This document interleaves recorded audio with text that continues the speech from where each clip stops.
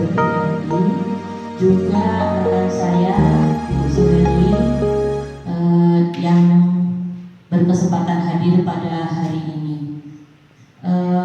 Pertama-tama marilah salawat dan salam kita haturkan kehadiran Nabi kita Nabi Muhammad Sallallahu Alaihi Wasallam.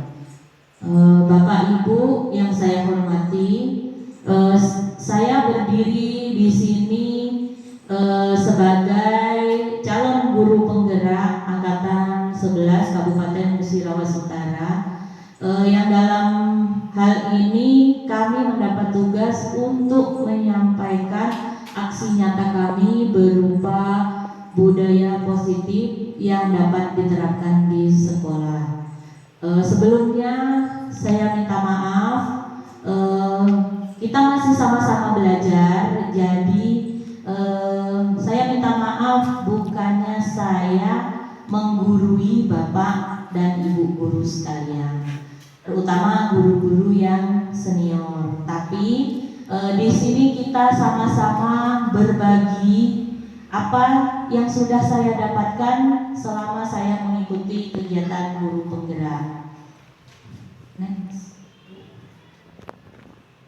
Selalu berpedoman kepada filosofi Bapak pendidikan kita, yaitu Bapak Ki Hajar Dewantara.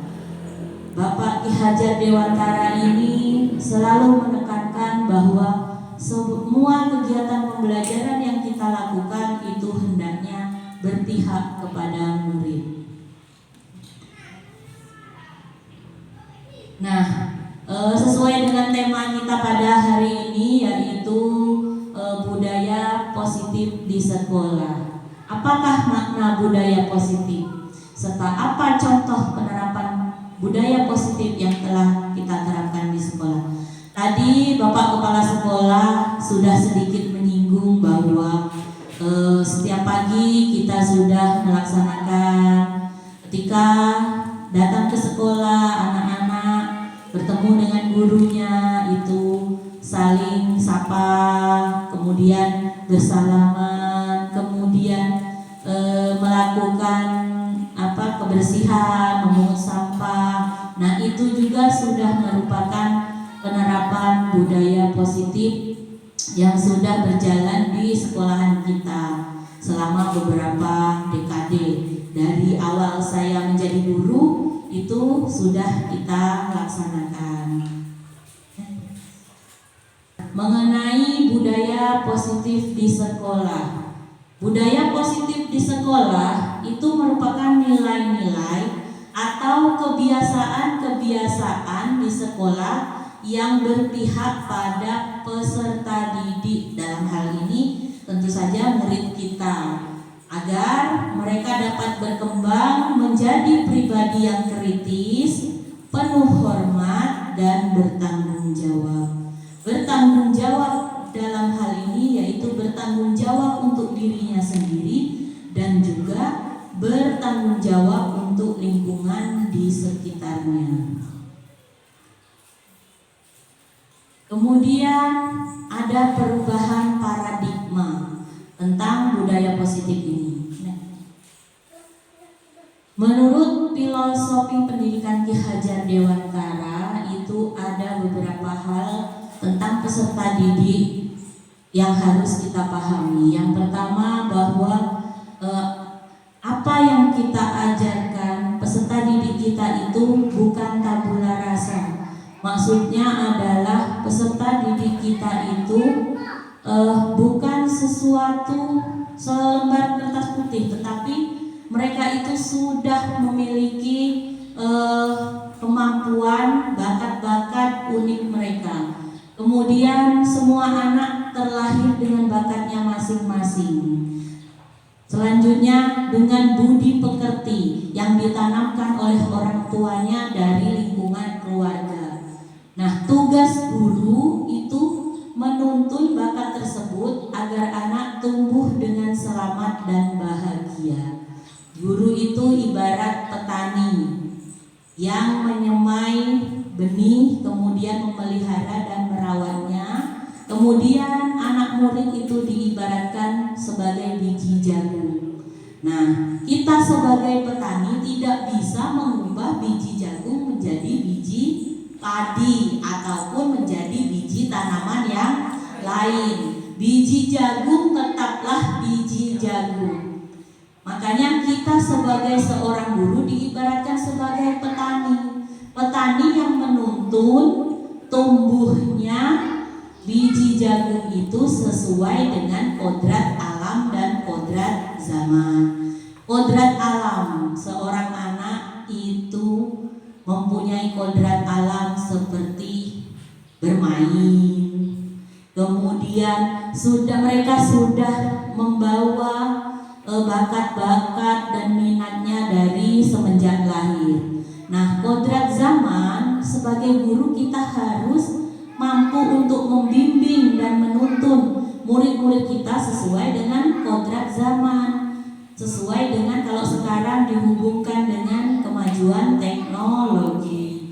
Jadi dalam kegiatan pembelajaran kita hendaknya dapat memanfaatkan teknologi yang ada, dapat memanfaatkan sarana prasarana yang disediakan oleh sekolah, yang disediakan oleh pemerintah untuk melakukan kegiatan pembelajaran dengan menggunakan metode dan media yang bervariasi, yang sesuai dengan kemajuan zaman, sehingga anak-anak akan lebih termotivasi dan lebih berminat untuk mengikuti pembelajaran di sekolah.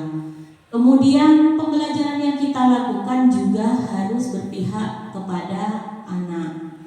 Dalam arti bukan kita menuruti semua keinginan anak. Misalnya, Bu ingin belajar seperti ini, Bu seperti ini. Kita tetap berpedoman kepada kurikulum yang ada, berpedoman pada peraturan yang ada. Tetapi dalam pelaksanaannya itu kita harus berpihak kepada anak, melihat apakah ketika pembelajaran ini dilaksanakan seperti ini itu sesuai enggak dengan karakteristik murid kita. Jangan kita memaksakan kehendak kita sebagai seorang guru.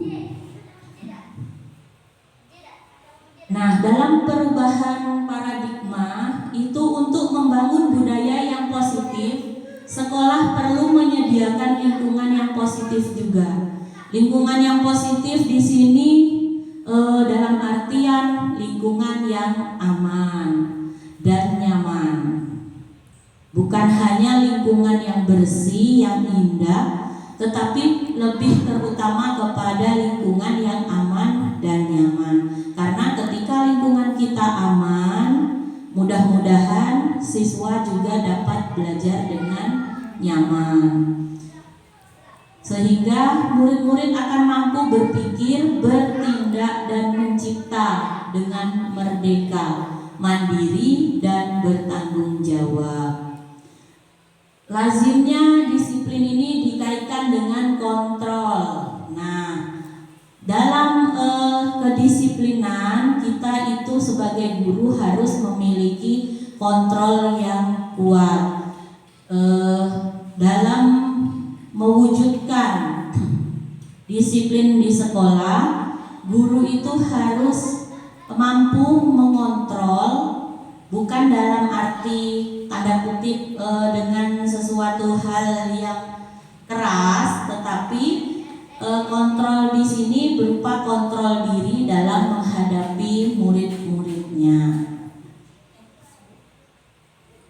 Dalam hal ini ada beberapa perubahan paradigma teori kontrol, atau kalau menurut Dr. William Glasser dalam kontrol teori, untuk meluruskan miskonsepsi tentang teori kontrol ini ada beberapa hal yang selama ini kita anggap hal itu adalah hal yang sudah benar, hal yang baik dalam mengontrol disiplin untuk murid kita.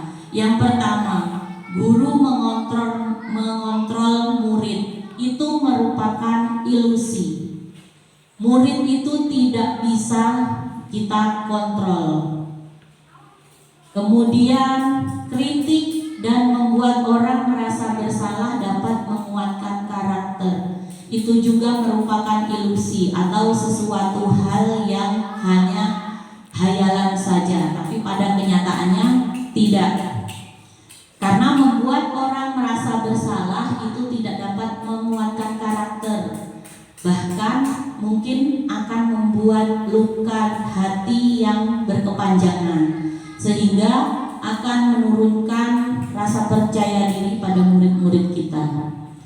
Kemudian semua penguatan positif, efektif, dan bermanfaat itu juga merupakan ilusi atau sesuatu hal yang tidak nyata. Banyak, bahkan saya sendiri sebelum saya mengikuti kegiatan guru penggerak, saya sering memberikan penguatan positif kepada murid saya. Seperti ketika murid saya berhasil melakukan tugas atau mendapat nilai sesuai dengan yang diharapkan, waktu itu saya sering memberi mereka reward, kadang bintang, kadang permen. Nah, ternyata hal itu juga sebenarnya bukan teori kontrol yang positif.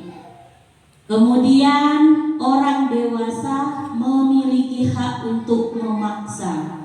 Ini juga ternyata merupakan ilusi, karena pada dasarnya anak-anak sudah terlahir dengan kodrat mereka masing-masing. Kita sebagai guru, sebagai orang dewasa tidak dapat untuk memaksakan kehendak kita, karena murid itu, bahkan ada pendapat yang mengatakan bahwa murid ibarat kertas kosong, anak itu ibarat kertas kosong, guru yang akan mengukir hal-hal indah di kertas tersebut. Nah, ternyata pendapat itu tidak selaras dengan filosofi Ki Hajar Dewantara, karena menurut Ki Hajar Dewantara, murid kita itu sudah terlahir dengan kodratnya masing-masing, membawa bakat dan minatnya masing-masing. Perubahan paradigma stimulus respon dalam teori kontrol. Bisakah kita mengontrol seseorang? Dalam stimulus responnya, kita mencoba mengubah orang agar berpandangan sama dengan kita. Itu harapan, keinginan kita. Tapi pada kenyataannya kita harus dapat berusaha memahami pandangan orang lain tentang dunia. Jadi kita tidak bisa memaksakan kehendak kita. Kemudian selama ini kita beranggapan bahwa perilaku buruk dilihat sebagai suatu kesalahan. Dalam teori kontrol itu semua perilaku pasti memiliki tujuan, baik perilaku yang positif maupun perilaku yang negatif. Kemudian orang lain bisa mengontrol saya. Dalam teori kontrol, kita itu tidak bisa dikontrol oleh orang lain, karena hanya kita yang bisa mengontrol diri kita sendiri. Kemudian kita tidak bisa juga mengontrol orang lain. Selanjutnya, pemaksaan ada pada saat bujukan gagal. Biasanya itu sering kita lakukan pada murid-murid kita. Ketika kita sudah dalam menyelesaikan permasalahan mereka, sudah dibujuk, sudah dikasih pengertian, mereka tidak memahami juga, maka pemaksaan ujungnya kita. Kemudian dalam teori kontrol, seharusnya kita melakukan kolaborasi dan kesepakatan dengan murid kita untuk menciptakan pilihan-pilihan baru.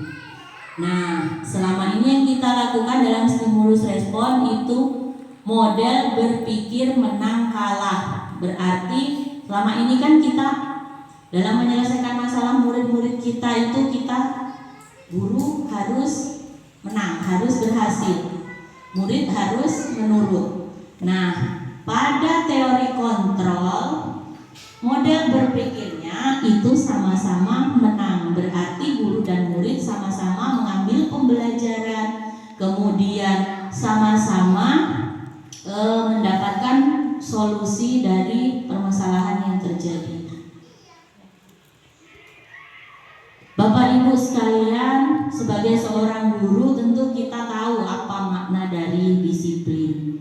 Bisa menyampaikan pendapatnya Bapak Ibu, makna dari disiplin itu apa? Gak harus yang sesuai dengan yang ada di pengertian yang sesungguhnya, tetapi yang menurut Bapak dan Ibu guru saja. Silakan siapa yang mau berpendapat. Disiplin Bu Siti. Bu Siti Nur, menurut saya Iya. Google ya. Gak apa-apa.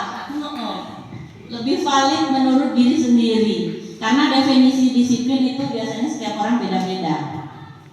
Assalamualaikum warahmatullahi wabarakatuh. Waalaikumsalam warahmatullahi wabarakatuh. Ya, perkenalkan nama saya Siti Nursiati. Saya guru atau mengajar di kelas 1. Ingin menjawab makna disiplin menurut saya. Menurut saya, disiplin itu adalah datang tepat waktu. Terima kasih. Ya Bu, terima kasih, pendapatnya luar biasa sekali. Disiplin itu datang tepat waktu. Ya, ada lagi Bu Yayu, silakan. Ya, assalamualaikum warahmatullahi wabarakatuh. Waalaikumsalam warahmatullahi Wabarakatuh. Saya Winansi, guru dari SMP PGRI Power Bening. Di sini saya ingin menyampaikan makna dari disiplin.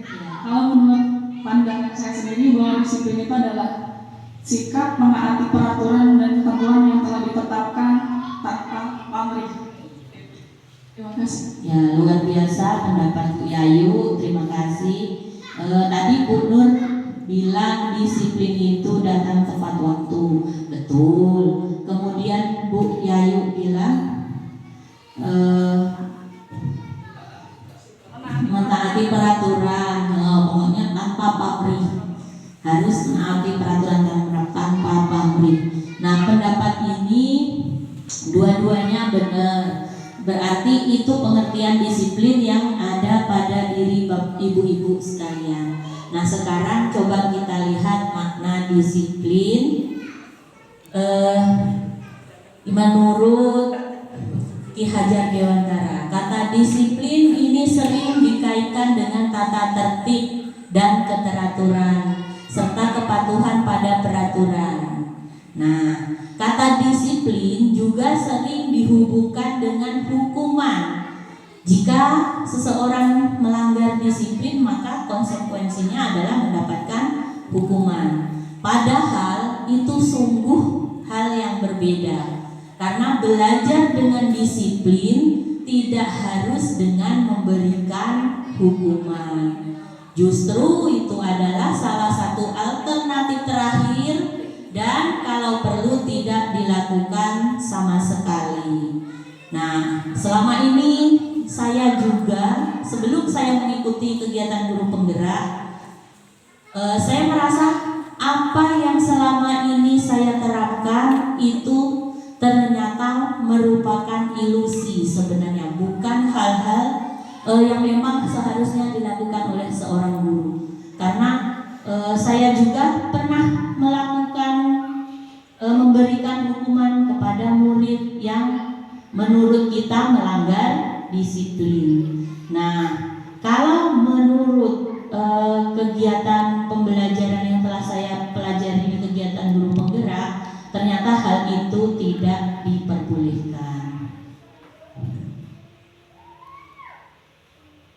Ki Hajar Dewantara menyatakan bahwa untuk mencapai kemerdekaan atau dalam konteks pendidikan kita saat ini, dan untuk menciptakan murid yang merdeka, syarat utamanya adalah harus ada disiplin yang kuat. Nah, disiplin yang dimaksud adalah disiplin diri yang memiliki motivasi internal. Jika kita tidak memiliki motivasi internal, maka kita memerlukan pihak lain untuk mendisiplinkan kita.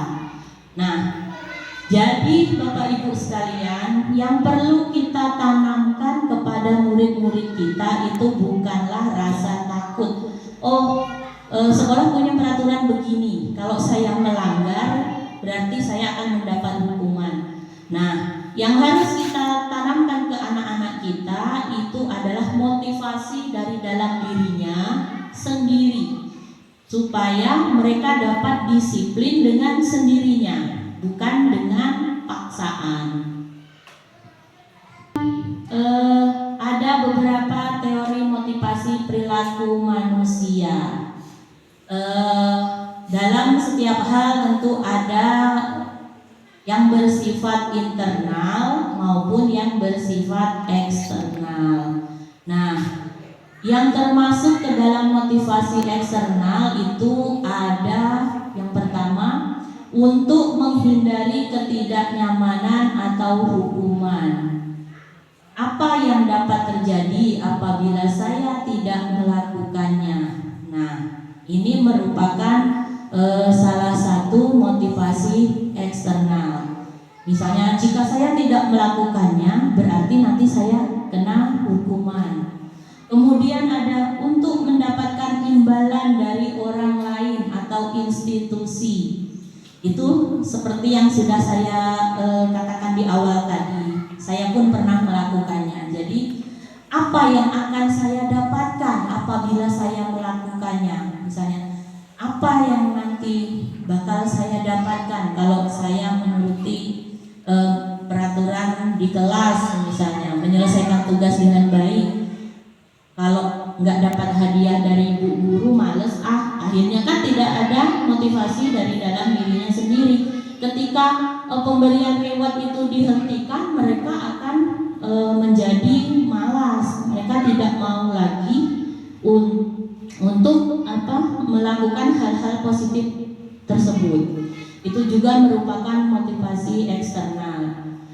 Kemudian motivasi internal atau tujuan disiplin positif. Tujuan disiplin positif di sini untuk menghargai diri sendiri, menjadi insan yang sesuai dengan harapan kita. Jadi kalimatnya, saya akan menjadi orang seperti apa bila saya melakukannya. Kalau diibaratkan ke anak murid kita, berarti saya akan menjadi orang seperti apa kalau saya melakukannya. Misalnya belajar dengan rajin, santun, mengerjakan tugas, tentu akan menjadi anak yang sukses suatu hari kelak. Nah, Bapak Ibu sekalian, di kurikulum Merdeka kita itu banyak diminta untuk melakukan kegiatan-kegiatan yang positif di dalam kelas kita. Nah, anak-anak itu biasanya kita akan mengajak mereka di awal tahun ajaran itu membuat peraturan kelas. Nah, kalau peraturan kelas itu biasanya kalau di kelas Bapak Ibu ditentukan bersama atau Bapak Ibu sudah menentukan sendiri. Peraturan kelas ditentukan bersama. Ya, kemudian kalau keyakinan kelas, peraturan dengan keyakinan kelas sama apa enggak, Bu? Peraturan dan keyakinan kelas.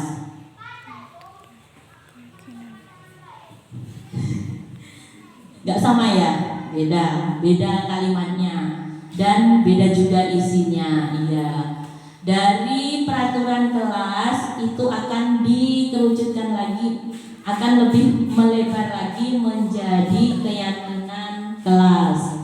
Kemudian setelah keyakinan kelas ini terwujud, maka akan ada lingkungan yang positif di dalam kelas kita.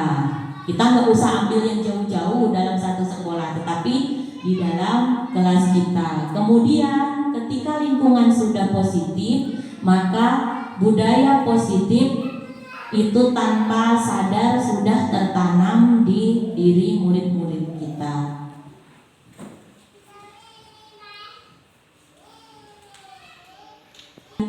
kelas, hukuman, dan penghargaan. Mengapa tidak peraturan saja? Mengapa harus keyakinan kelas? Nah, jadi di sini antara keyakinan kelas dengan peraturan kelas itu tidak sama.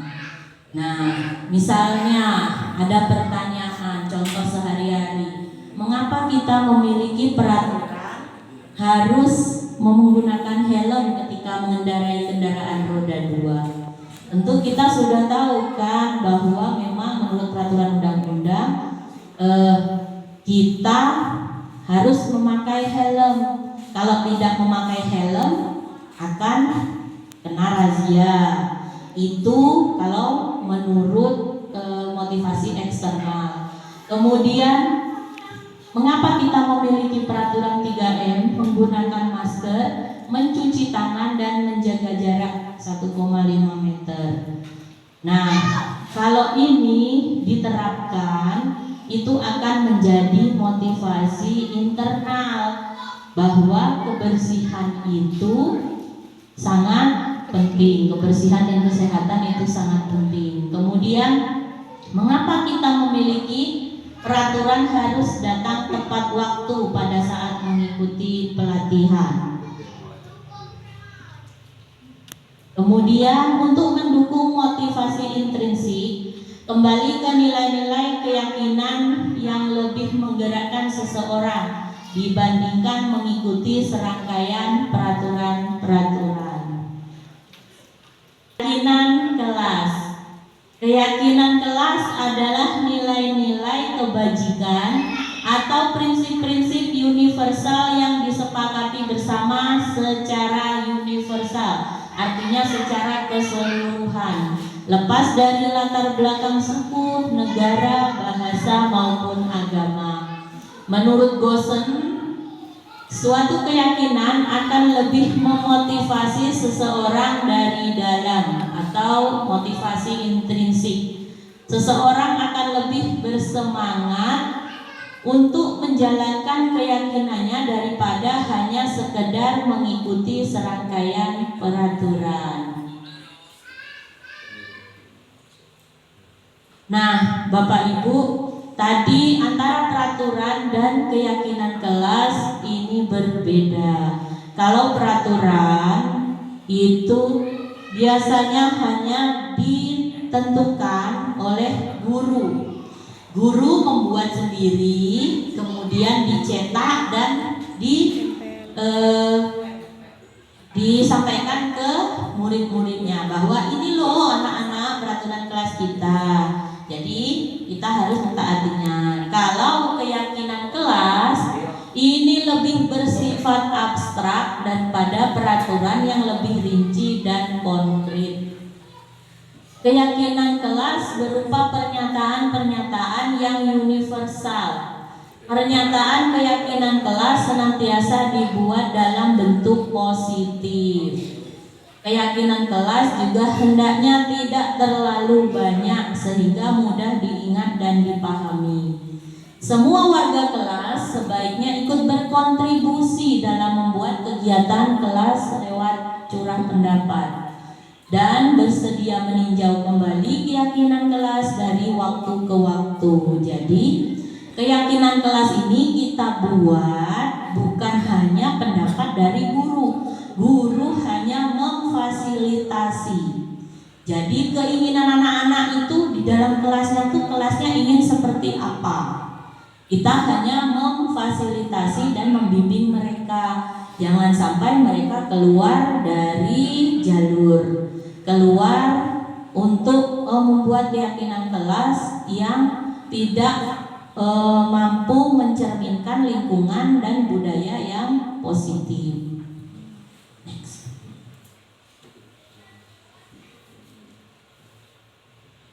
Dalam peraturan dan keyakinan kelas ada, kalau peraturan itu biasanya tegas dan jika tidak dilaksanakan akan ada konsekuensi berupa hukuman. Dalam keyakinan kelas ini yang diharapkan adalah nilai-nilai kebajikan yang tertanam kepada murid-murid kita. Dalam peraturan kelas, selalu kembalikan buku ke tempatnya. Nah, kalau dalam keyakinan kelas, nilai kebajikan yang dituju yaitu siswa kelak akan menjadi anak yang bertanggung jawab. Kemudian dilarang mengganggu orang lain.